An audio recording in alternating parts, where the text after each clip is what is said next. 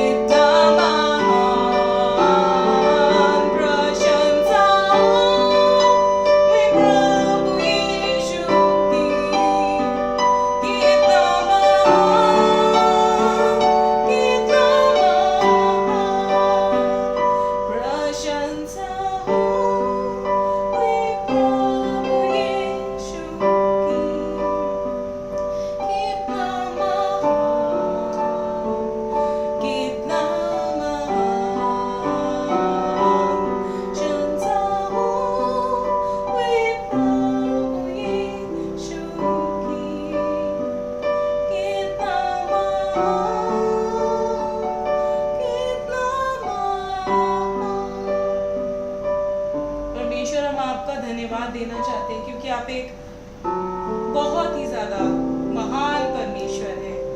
परमेश्वर, अपने बेटे को आपने हमारे जीवन में दिया। परमेश्वर, वो क्रूस की मृत्यु उन्होंने सही ताकि आज हम आजादी के साथ कह सके परमेश्वर आप महान परमेश्वर हैं। आपकी हम परमेश्वर स्तुति करते हैं, आराधना करते हैं, आपको हम सराहते हैं परमेश्वर आपकी महानता के लिए। प्रशंसा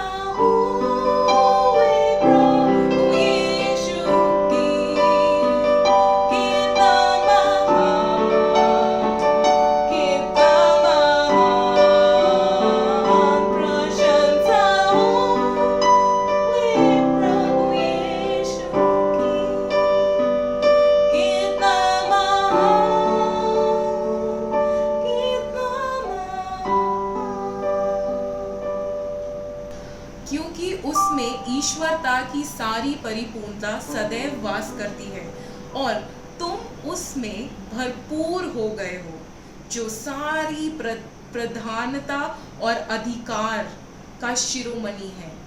तो हम परमेश्वर यीशु मसीह के बारे में बात कर रहे हैं यहाँ पर, और ये कितनी अच्छी बात है कि यीशु मसीह इस दुनिया पर आए और उन्होंने हमारे पाप लिए, और इस वजह से आज हमारे पास एक अनंत जीवन है। कितने सारे लोग हैं जो अनंत जीवन के बगैर ही चले जाते हैं इस दुनिया से। मैं परमेश्वर का धन्यवाद देना चाहती हूँ कि हमारे लिए अनंत जीवन है। तो क्यों ना ये जो दूसरे गाने में हम जा रहे हैं, तो क्यों ना आप भी मेरे साथ इस चीज़ को परमेश्वर यीशु मसीह का जो सिद्धांत है हमारे जीवन में, इसको आप डिक्लेयर करें, आप उसको अपने जीवन में बोलें। यीशु के साथ दूर में चलूंगा, दिन और रात उसके पीछे मैं चलूंगा, दूर में चलूंगा, पीछे चलूंगा, यीशु मेरा मुझे बस तू।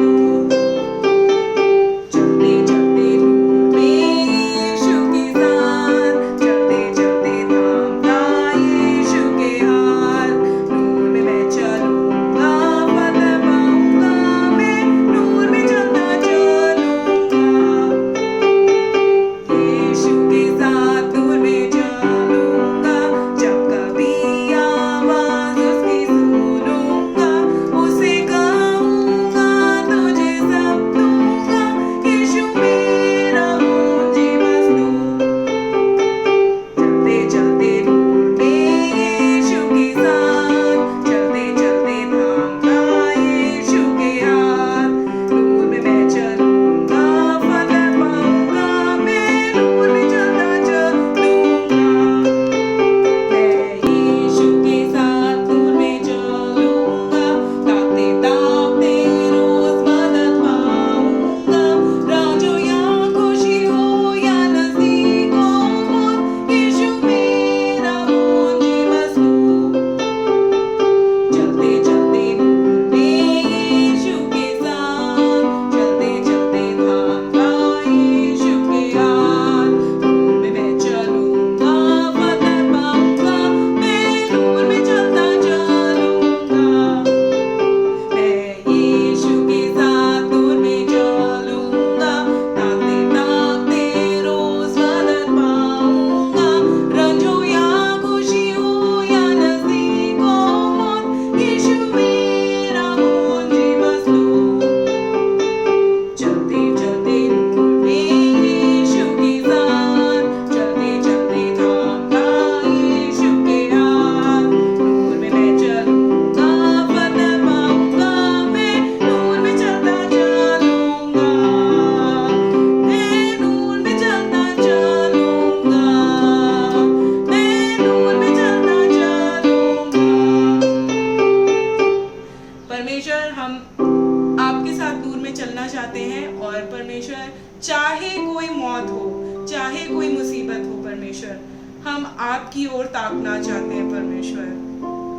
और ये सिर्फ आज कोई गीत नहीं है परमेश्वर, पर ये हमारे ऐलान है आज कि सच में परमेश्वर आप हमारी सहायता करेंगे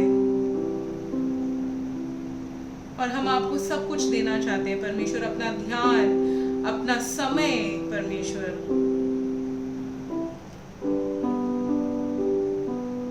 हम आपको ताकते हुए परमेश्वर आगे बढ़ना चाहते हैं।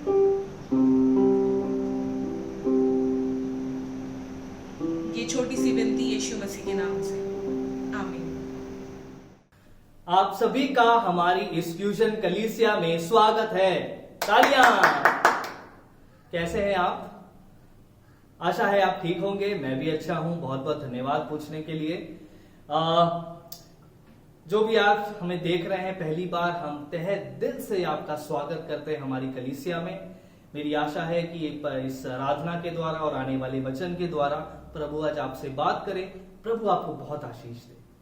फ्यूजन क्या है? फ्यूजन एक बहुसांस्कृतिक समुदाय है जो कि यीशु मसीह के सुसमाचार को जीने और बांटने के प्रति केंद्रित है, ताकि हृदय की सच्चाई, बुद्धि की रचनात्मकता और हाथों से सेवा के द्वारा दिल्ली और उसके पार प्रभाव डाल सके। जी हाँ, हम सब अपने घरों में हैं, बोर हो रहे होंगे, परेशान होंगे, मन कर रहा होगा बाहर निकलने के लिए, तकलीफ में भी हो सकते हैं, पर मैं चाहता हूं कि हम परमेश्वर के इस वचन को जानें, और वो है the Joy of the Lord is my strength. परमेश्वर का आनंद मेरा सामर्थ है। क्यों ना आप अगर किसी के साथ हैं, आप एक दूसरे से बोलें, परमेश्वर का आनंद मेरा सामर्थ है। जी हाँ, हम सब परमेश्वर में आनंद लेते हैं। हम कुछ चीजें करते हैं इस कलीसिया में। आप हमारी वेबसाइट पे जा सकते हैं fusiondelhi.in, वहां पे और सूचनाएं देख सकते हैं, हमारे बारे में और अधिक जान सकते हैं। हम हर मंगलवार शाम को प्रार्थना करते हैं, जूम पे हो रही है इस समय 7 से 8 बजे शाम को। हमसे जरूर जुड़े, हमसे संपर्क करें यदि आप जुड़ना चाहते हैं। हर सोमवार और हर शुक्रवार सुबह 8 बजे हम खासकर इस कोरोना वायरस और लॉकडाउन के समय के लिए प्रार्थना कर रहे हैं। आप चाहें तो हमारे साथ वहां भी जुड़ सकते हैं। अपने भेंट और दशवांश को जरूर से आप तैयार रखें। यदि आप ऑनलाइन दे रहे हैं, बहुत बहुत धन्यवाद है। यदि वेबसाइट पे जाके दे सकते हैं, नहीं तो कैश है तो उसे आप एक गुल्लक में रख दें, और जब आप आएंगे तो आप अपने भेंट और दशवांश को दें, ताकि हम इस कलीसिया को चला सकें।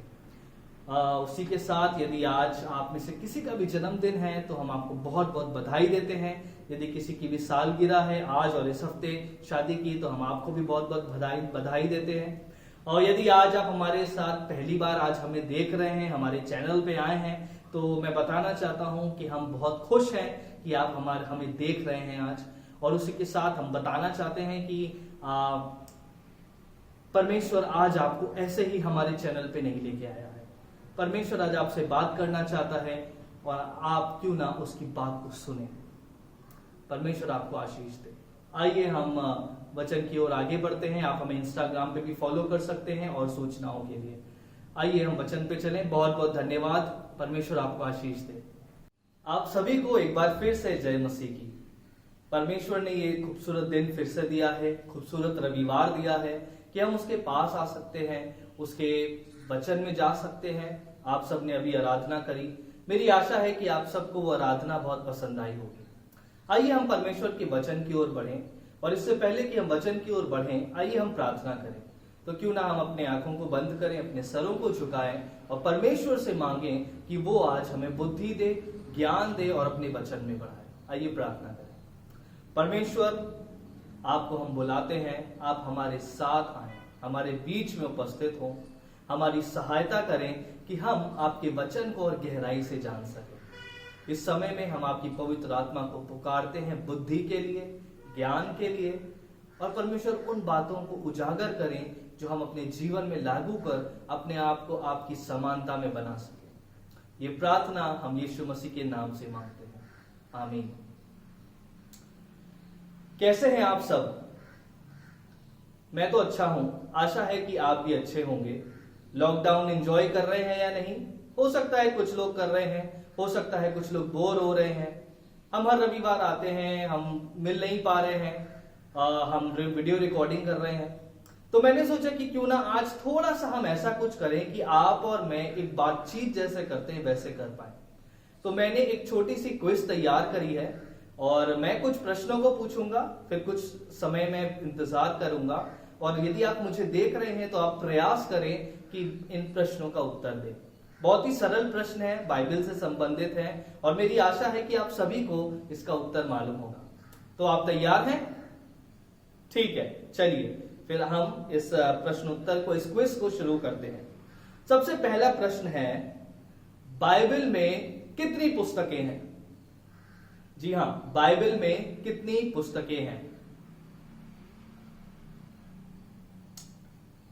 इसका सही उत्तर है 66, यानी 66 पुस्तकें हैं। चलिए दूसरा प्रश्न, बाइबल की सबसे पहली पुस्तक कौन सी है? सबसे पहली पुस्तक है उत्पत्ति, जेनेसिस। बाइबल की सबसे आखिरी पुस्तक कौन सी है? वो है प्रकाशित वाक्य। अगला प्रश्न, बाइबल की सबसे बड़ी पुस्तक कौन सी है? सबसे बड़ा पुस्तक कौन सा है? एक संगीतकार ने लिखा है, ज्यादातर उसमें भजन है। जी हां, सही कहा, इसका उत्तर है भजन संहिता, या इंग्लिश में साम्स। इसी के साथ साथ बाइबल में सबसे छोटी पुस्तक कौन सी है? सबसे छोटी, इसका उत्तर है तीसरा यूहन्ना, नए नियम में पाई जाती है। ओके, उसी के साथ मेरा जो अगला प्रश्न है कि बाइबल में सबसे ज्यादा पुस्तकें किस लेखक ने लिखी है? नए नियम में है ये लेखक। जी हां, सही बोला, इसका उत्तर है पौलुस। उसने 13 पत्र अलग अलग कलीसियाओं को लिखे थे। ओके, उसी के साथ परमेश्वर को कितने दिन में परमेश्वर ने ये संसार की रचना करी? कितने दिनों में परमेश्वर ने संसार की रचना करी? सही जवाब 6 दिनों में। परमेश्वर ने पुरुष को कौन से दिन में बनाया? छठे दिन में। Very good. और सबसे पहले परमेश्वर ने पुरुष और स्त्री को किस स्थान में रखा था? जी हां, सही सही। जी हां, आपने जो बोला वो सही है। परमेश्वर ने अदन की वाटिका में मनुष्य को रखा था। चलिए, पहले पुरुष का नाम क्या रखा था? आदम। और पहली स्त्री का नाम हवा। चलिए, क्यों ना आप जहां भी हैं तालियां बजा दें अपने लिए कि आपने बहुत ही अच्छे अच्छे उत्तर दिए हैं, और अगर नहीं दिए हैं तो आशा है कि आप आज कुछ नई बात सीख पाएंगे। चलिए, आशा है कि आपको ये एक्टिविटी पसंद आई होगी। आइए हम परमेश्वर के वचन की ओर आगे बढ़ते हैं। मैं कई दिनों से सोच रहा था कि क्या प्रचार करूं इस रविवार को, और मैंने सोचा कि चलो मैं देखता हूं कि मेरे आसपास का माहौल कैसा है। तो मैंने अपना फोन उठाया। फोन में जैसे ही खोलते हैं यूट्यूब या व्हाट्सएप या कोई भी सोशल मीडिया साइट, तो वहां देखते हैं कि ज्यादातर है एक डर का माहौल है, या फिर भविष्य में क्या होने वाला है उसका माहौल है। मेरे पास न जाने कितने मैसेज आए जहां पे लिखा है, तुम अपने आप को तैयार करो, परमेश्वर का न्याय आने वाला है, अंतिम दिनों का समय आ चुका है, और क्या होगा, ये होगा, वो होगा, सब कुछ। और मुझे समझ नहीं आता कि आखिर ये क्या करूं, मैं इसका कैसे समझूं इसको। तो मैंने यही सोचा कि क्यों ना, अगर भविष्य की बात इतनी हो रही है, तो हम कोई ऐसी पुस्तक के बारे में थोड़ा जान लें जो भविष्य के बारे में बात करती है। तो ऐसी पुस्तक के बारे में हम बात करेंगे जो भविष्य के बारे में बात करती है। और शायद आपको मालूम होगा कि ये पुस्तक कौन सी है। ये पुस्तक है प्रकाशित वाक्य की पुस्तक। तो पिछले सप्ताह आंटी ने बहुत ही अच्छा वचन का प्रचार किया था, और आशा है कि आप सब जो है उस वचन से प्रभावित हुए होंगे और आपके जीवन में परमेश्वर ने बात करी होगी। आज हम प्रकाशित वाक्य की पुस्तक की ओर जाते हैं। तो क्यों ना हम अपने बाइबलों को निकाल लें, और आप निकाल लें मेरे साथ प्रकाशित वाक्य की पुस्तक और उसका 5वां अध्याय, और हम इस पूरे अध्याय को पढ़ेंगे। प्रकाशित वाक्य की पुस्तक, उसका 5वां अध्याय। आइए पढ़ें साथ में। जो सिंहासन पर बैठा था, मैंने उसके दाहिने हाथ में एक पुस्तक देखी जो भीतर और बाहर लिखी हुई थी। और वो 7 मोहर लगाकर बंद की गई थी। फिर मैंने एक बलवंत स्वर्गदूत को देखा जो ऊंचे शब्द से यह प्रचार करता था, इस पुस्तक के खोलने और उसकी मोहरें तोड़ने के योग्य कौन है? परंतु स्वर्ग में न पृथ्वी पर न पृथ्वी के नीचे कोई उस पुस्तक को खोलने या उस पर दृष्टि डालने के योग्य नहीं निकला। तब मैं फूट फूट कर रोने लगा, क्योंकि उस पुस्तक के खोलने या उस पर दृष्टि डालने के योग्य कोई ना मिला। इस पर उन प्राचीन में से एक ने मुझसे कहा, मत रो, देखो यहूदा के गोत्र का वो सिंह जो दाऊद का मूल है, उस पुस्तक को खोलने और उसकी 7 मोहरें तोड़ने के लिए जयवंत हुआ है। तब मैंने उस सिंहासन और चारों प्राणियों और उन प्राचीनों के बीच में मानो एक वध किया हुआ मेमना खड़ा देखा। उसके 7 सींग और 7 आंखें थी। ये परमेश्वर की 7 आत्माएं हैं जो सारी पृथ्वी पर भेजी गई हैं। उसने आकर उसके दाहिने हाथ में जो सिंहासन पर बैठा था वो पुस्तक ले ली। जब उसने पुस्तक ले ली तो वे चारों प्राणी और 24 प्राचीन उस मेमने के सामने गिर पड़े, और उनमें से हर एक के हाथ में वीणा और धूप, जो पवित्र लोगों की प्रार्थनाएं हैं, से भरे हुए सोने के कटोरे थे। वे ये नया गीत गाने लगे, तू इस पुस्तक के लेने और इसकी मोहर खोलने के योग्य है, क्योंकि तूने वध होकर अपने लहू से हर एक कुल और भाषा और लोग और जाति में से परमेश्वर के लिए लोगों को मोल लिया है, और उन्हें हमारे परमेश्वर के लिए एक राज्य और याजक बनाया, और वे पृथ्वी पर राज्य करते हैं। जब मैंने देखा तो उस सिंहासन और उन प्राणियों और उन प्राचीनों के चारों ओर बहुत से स्वर्गदूत का शब्द सुना, जिनकी गिनती लाखों और करोड़ों की थी, और वे ऊंचे शब्द से कहते थे, वध किया हुआ मेमना ही सामर्थ्य और धन और ज्ञान और शक्ति और आदर और महिमा और धन्यवाद के योग्य है।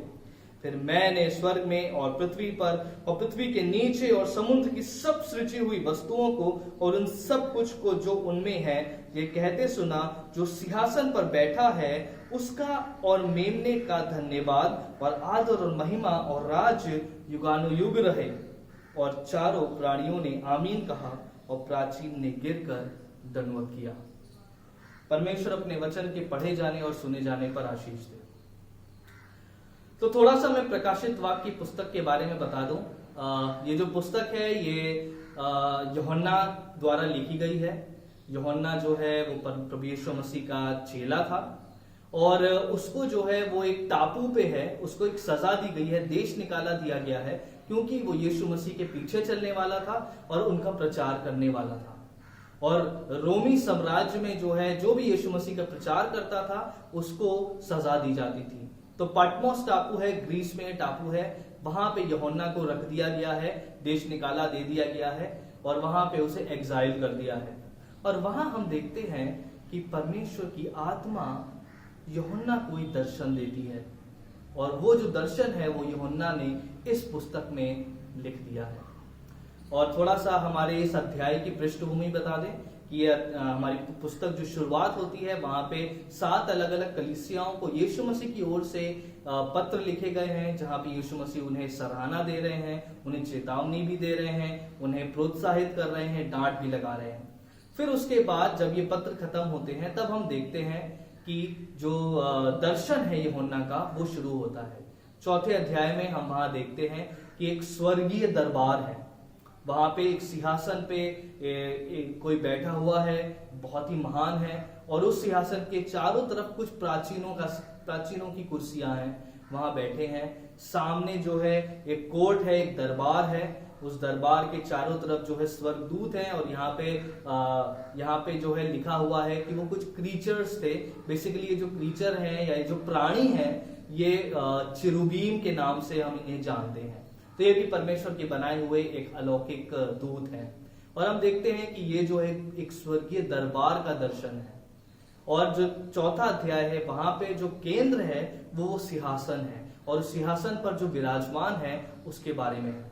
लेकिन जब हम हमारे इस अध्याय में आते हैं तो यहाँ हम देखते हैं कि जो केंद्र है वो सिंहासन से थोड़ा अब हट के एक पुस्तक के बारे में है, और उस पुस्तक को खोलने वाले के बारे में, एक मेमने के बारे में है। तो यहाँ पे हम देखते हैं कि परमेश्वर का स्वर्गीय दरबार लगा हुआ है, उनकी स्वर्गीय परिषद लगी है, और वहां पे परमेश्वर के हाथ में एक पुस्तक है। वैसे इंग्लिश में जो शब्द यूज किया वो स्क्रोल है। स्क्रोल जो है वो एक ऐसी पांडुलिपि सी होती है जो शायद चमड़े से बनती है या फिर अलग अलग पेड़ पौधों से सुखा के बनाई जाती है, और उस पे ज्यादातर जो राजा होते थे उनका कोई नियम कानून या कोई भी घोषणाएं हैं वो स्क्रोल पे लिखी होती थी, और केवल जो उनका अधिकारी है वही उस स्क्रोल को पढ़ सकता था और लोगों को बता सकता था। तो यहाँ पे हम देखते हैं कि ये स्क्रोल है, परमेश्वर के हाथ में है, और ये पुस्तक है, और एक मेमना है, मेमने का यहाँ पे दर्शन है, और ये मेमना जो है इसका वध किया हुआ है ऐसा है, और वो ही मेमना इस योग्य है, वो उस पुस्तक को लेता है, और वो पुस्तक के ऊपर 7 मोहरे हैं, और वो मोहरे जो है खोलने की कोई लायक नहीं है, लेकिन केवल ये मेमना है जो उस मोहरे खोलने के लायक है, और कहते हैं कि वो उस पुस्तक को खोलता है।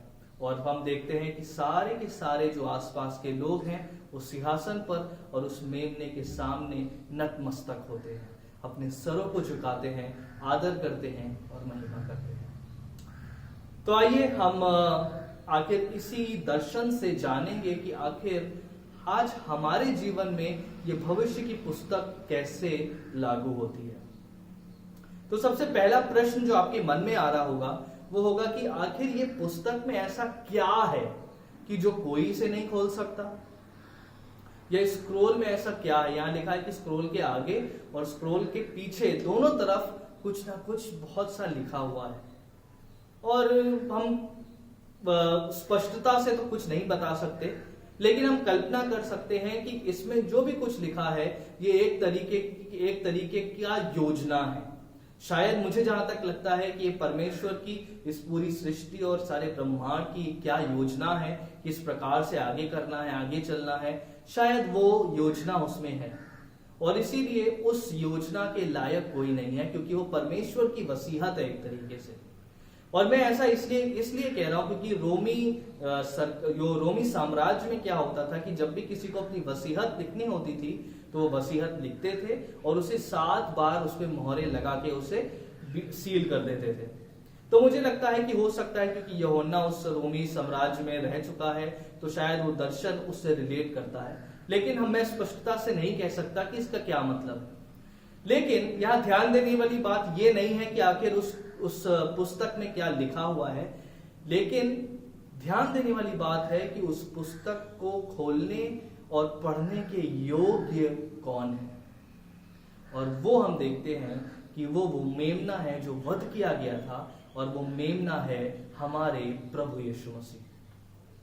केवल और केवल प्रभु यीशु मसीह ही योग्य हैं। मेरे साथ बोलिए, केवल प्रभु यीशु मसीह ही योग्य है।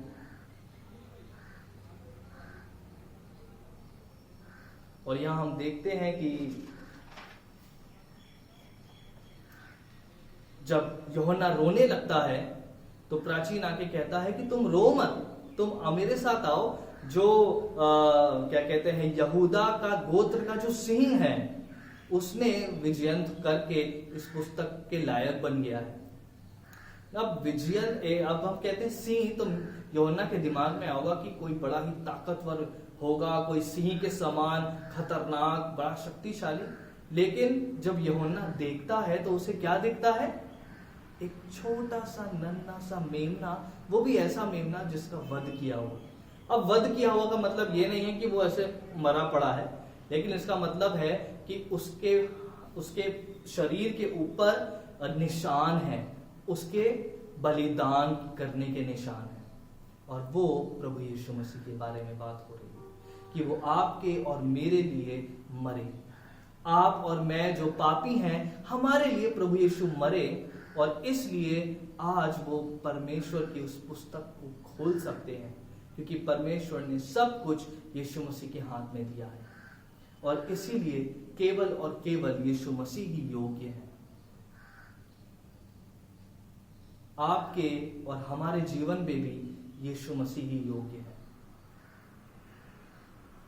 क्यों ना इस बात पे सोचें कि आपके जीवन में यीशु मसीह का क्या महत्व है। हमारे परमेश्वर पिता के स्वर्गीय दरबार में सबसे महत्वपूर्ण व्यक्ति यीशु मसीह है, क्योंकि उन्हीं के हाथ में वो पुस्तक है। और जब आप आगे पढ़ेंगे तो पुस्तक खोली जाती है और भविष्य के बारे में कई चीजें बताई जाती हैं। लेकिन आप पुस्तक को आगे पढ़ सकते हैं, अपना अध्ययन कर सकते हैं। लेकिन मैं आपका फोकस लेना चाहता हूं, केंद्र लेना चाहता हूं कि यीशु मसीह ही योग्य है।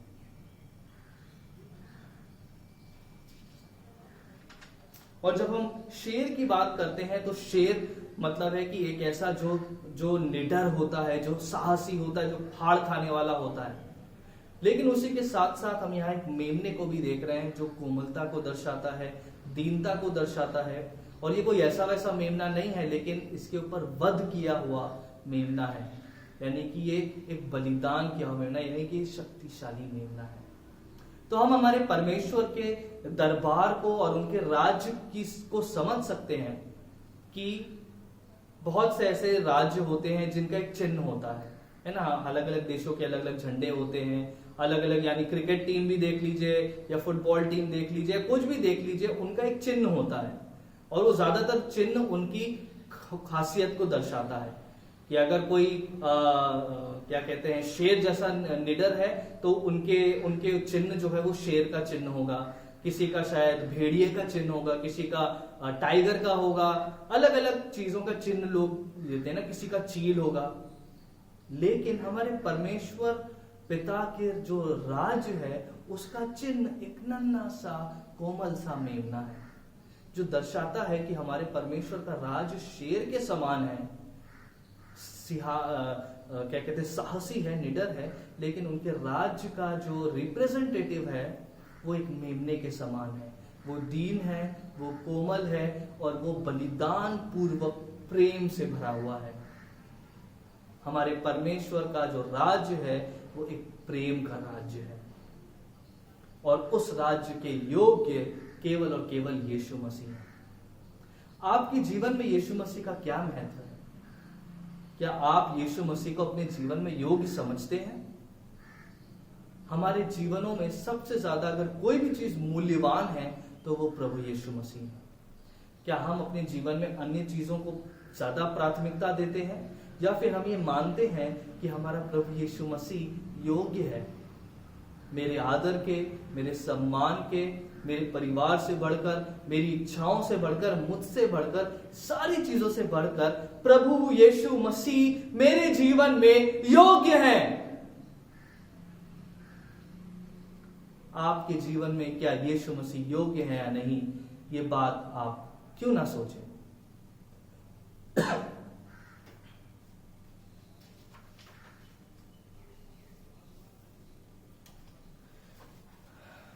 अब हमने देखा कि हमारे प्रभु यीशु मसीह योग्य हैं, लेकिन आप में से कई लोग शायद ऐसा सोचते हैं कि मैं तो बिल्कुल भी योग्य नहीं हूं, मैं जीवन में एक फेलियर हूं, मैं जीवन में कुछ अचीव नहीं कर सकता, मेरे अंदर कोई खासियत नहीं है, मैं एकदम बेकार हूं, मुझे जीवन में कोई सफलता नहीं मिल सकती, ये जो संसार है बस ये तो उन लोगों का है जो फाड़ खा सकते हैं, जो सियासी जो अपने आप को मजबूत कर सकते हैं बुराई में भी। और आप अपने आप को बहुत नीचा सोच रहे हैं कि मेरी कोई औकात नहीं है। लेकिन मैं आपको बताना चाहता हूं कि प्रभु यीशु मसीह के सामने आपकी क्या हैसियत है। क्यों ना आप मेरे साथ निकाल लें 10वां अध्याय 10वां पद, और इसमें लिखा हुआ है, और उन्हें हमारे परमेश्वर के लिए एक राज्य, ध्यान से सुनिएगा, एक राज्य और याजक बनाया है, और वे पृथ्वी पर क्या करेंगे? राज्य करते हैं। जी हाँ, परमेश्वर ने आपको और मुझे, जो यीशु मसीह पर विश्वास करते हैं, एक राज्य और याजक ठहराया है। अगर दोनों शब्दों को मिला दें तो हम एक याजकों का राज्य है। और उसके बाद यहां पे नहीं रुक गए, लेकिन लिखा है कि हम पृथ्वी पर राज्य करेंगे। और ये इस समय की पृथ्वी की बात नहीं हो रही है, ये उस समय की बात हो रही है जब भविष्य में जब परमेश्वर इस नई सृष्टि को तैयार करेंगे। बहुत से लोग सोचते हैं कि आखिर हमारा जो अंतिम स्थान है वो तो स्वर्ग है। मैं आपको बताना चाहता हूं कि हमारा अंतिम स्थान स्वर्ग नहीं है। हमारा अंतिम स्थान ये पृथ्वी है जो परमेश्वर नहीं बनाएंगे। स्वर्ग एक टेम्पररी जगह है, एक अस्थायी जगह है जहां पे कुछ समय के लिए हमारी आत्माएं जाएंगी, लेकिन हमारे परमेश्वर का वादा है कि भविष्य में एक नई सृष्टि, एक नया स्वर्ग बनाया जाएगा और वो सृष्टि होगी जो पाप रहित होगी। जिस प्रकार से परमेश्वर ने शुरुआत में आदम और हवा को जब बनाया था और उनके हाथों में उस वाटिका को दिया था जब पाप नहीं था, वैसी सृष्टि। जी हाँ, ये हमारा भविष्य है। कई बार हम जो है इस संसार की चिंताओं में ग्रसित हो जाते हैं कि मैं अपने लिए घर बना लूं, मैं अपने लिए जो है एक क्या कहते हैं गाड़ी कर लूं, बंगला कर लूं, परिवार को जो है संभाल लूं, कुछ घूम लूं अलग अलग। इस पूरी पृथ्वी पे कितने अलग अलग खूबसूरत जगह हैं। हम चाहते हैं कि इस जीवन में हम सब कुछ ले लें, और उसमें क्या होता है कि हम परमेश्वर को कहीं भूल जाते हैं, उसकी योजनाओं को कहीं हम खो देते हैं। लेकिन मेरे दोस्तों, परमेश्वर ने हमारे लिए एक उज्जवल भविष्य तैयार कर रखा है। तो इसलिए इस समय आपके हाथ में जो भी कुछ है, चाहे आप छोटा सा काम कर रहे हैं या चाहे बहुत बड़े करोड़पति हैं, परमेश्वर ने आपको एक योजना के तहत यहां पे रखा है। और ये जो पृथ्वी है ये पाप से भरी है, ये प्रफुल्लित नहीं है। कल्पना कीजिए उस पृथ्वी की जहां पे कोई करप्शन नहीं होगा, जहां पे कोई पॉल्यूशन नहीं होगा, जहां पे कुछ गलत नहीं होगा, जहां पे आपको घरों में ताले लगाने की जरूरत नहीं होगी, जहां पे लोगों के मनों के अंदर गंदगियां नहीं होंगी, जहां पे आप मुक्त होके, चिंताहीन होके परमेश्वर की उपस्थिति में रह सकते हैं। अभी जो हम फल फूल खाते हैं, भोजन खाते हैं, वो इस पाप भरी पृथ्वी से निकला है। कल्पना कीजिए उस फल की जो उस पापहीन पृथ्वी का होगा, उसका जो टेस्ट है, उसकी जो खुशी है जो आपको मिलेगी, वो इस संसार से कई गुना बढ़कर है। इसलिए आपके और मेरे लिए जो उद्देश्य है वो ये नहीं है, हमारे लिए वो भविष्य है जो प्रभु यीशु मसीह ने हमारे लिए ठहरा रखा है। एक याजकों का राज्य और इस पृथ्वी पर राज्य करेगा।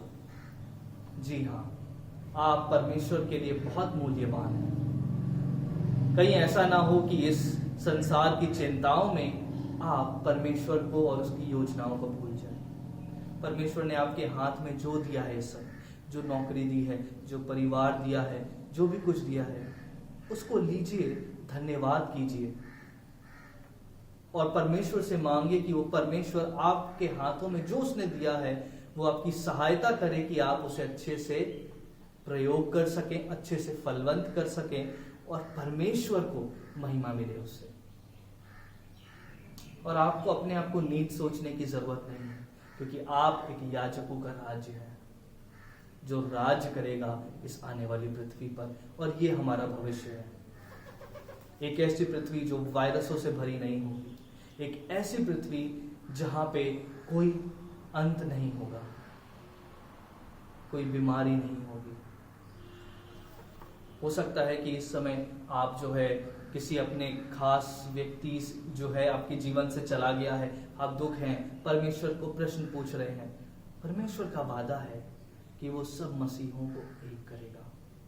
क्या आप उसके इस वादे पर आशावान हैं? हम सब के पास एक आशा है, आपके पास भी आशा है, यदि आप प्रभु यीशु मसीह को ग्रहण करते हैं। और इसी के साथ साथ मैं अब अपने आखिरी अध्याय पर जाऊंगा, और वो अध्याय है, वो पॉइंट है कि इस पृथ्वी पर और इस पृथ्वी के बाद भी हमारा जो सबसे मुख्य उद्देश्य है वो है परमेश्वर की आराधना करना। जी हाँ, यहाँ पे यदि आप 11वां और 12वां पद पढ़ें तो यहाँ लिखा है, जब मैंने देखा तो उस सिंहासन और उन प्राणियों और उन प्राचीनों के चारों ओर बहुत से स्वर्गदूत का शब्द सुना, जिनकी गिनती लाखों और करोड़ों की थी, और वे ऊंचे शब्द से कहते थे, वध किया हुआ मेमना ही सामर्थ्य और धन और ज्ञान और शक्ति और आदर और महिमा और धन्यवाद के योग्य है। तो यहाँ हम देखते हैं कि परमेश्वर के स्वर्गीय दरबार में लाखों करोड़ों स्वर्गदूत, सारे प्राचीन, सारे प्राणी, सब के सब उस मेमने और उस सिंहासन के सामने नतमस्तक हैं, आराधना कर रहे हैं। आपको और मुझे कितनी ज्यादा आवश्यकता है आराधना करने की? जी हाँ, हमारा रचना इसीलिए किया है कि हम अपने रचयिता को आराधना करें, उसका धन्यवाद दें। आपके इस जीवन के लिए क्या आपने आराधना करते हैं? क्या आप परमेश्वर का धन्यवाद देते हैं? आप जहां भी हैं, सुरक्षित हैं, उसकी उपस्थिति में हैं, तो क्या हम परमेश्वर को अपने जीवनों से आराधना करते हैं? क्या हम प्रार्थनाओं के द्वारा आराधना कर रहे हैं? क्या हम संगीत बजा के आराधना कर रहे हैं?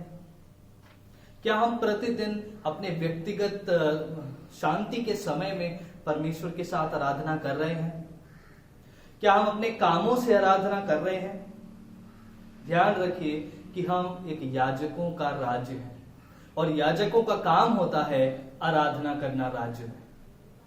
आप और मैं, हमारा सबसे मुख्य उद्देश्य है कि हम आराधना करें, हमारे परमेश्वर की, प्रभु यीशु मसीह की, पवित्र आत्मा की आराधना करें, क्योंकि हमारा मुख्य उद्देश्य यही है। और इन परमेश्वर के राज्य के दरबार में भी हम यही देखते हैं कि यहाँ पे भी आराधना होती है, सब आराधना कर रहे हैं। कितना जरूरी है हम मनुष्य, आप और मैं, परमेश्वर की आराधना करें। तो अंत में मैं इन 3 प्रश्नों को पूछ के खत्म करूंगा और इस पे आप मनन कर सकते हैं। पहला प्रश्न है कि क्या आप इस लॉकडाउन के दौरान परमेश्वर की आराधना हर तरीके से कर रहे हैं? दूसरी बात है, क्या आप प्रभु यीशु मसीह के प्रेम में बढ़ रहे हैं, जो आपके जीवन के सबसे ज्यादा योग्य है? और आखिरी प्रश्न है, क्या आप अपना मूल्य जानते हैं प्रभु यीशु मसीह में क्या है? इसी के साथ परमेश्वर आपको आशीष दे। आशा है कि आज आप प्रोत्साहित हुए होंगे, और मेरी आशा है कि भविष्य में आप उस आशा की ओर देखें जो प्रभु यीशु मसीह में है, और ना कि उस भय की ओर जो इस संसार देता है। परमेश्वर आप सबको आशीष दे। आइए प्रार्थना करें। आपका धन्यवाद हो परमेश्वर इस समय के लिए। हमारी प्रार्थना है कि आज जो भी हमें देख रहे हैं वो आपको जाने, आपके प्रेम को जाने, आपके वचन में बढ़े, उनको आपकी जो आशा है भविष्य की वो मिलने पाए। और हम प्रार्थना करते हैं कि परमेश्वर आप हम सब की सहायता करें कि हम आपकी आराधना करने वाले बने, हम सच्चाई से आराधना करने वाले बने, और परमेश्वर हमें भी दर्शनों से भरे, ताकि हम आपकी उस महान योजना को जो आपने हमें दी है हम उसे पूरा कर सकें। ये प्रार्थना हम यीशु मसीह के नाम से मांगते हैं, आमीन। सभी को जय मसीह की।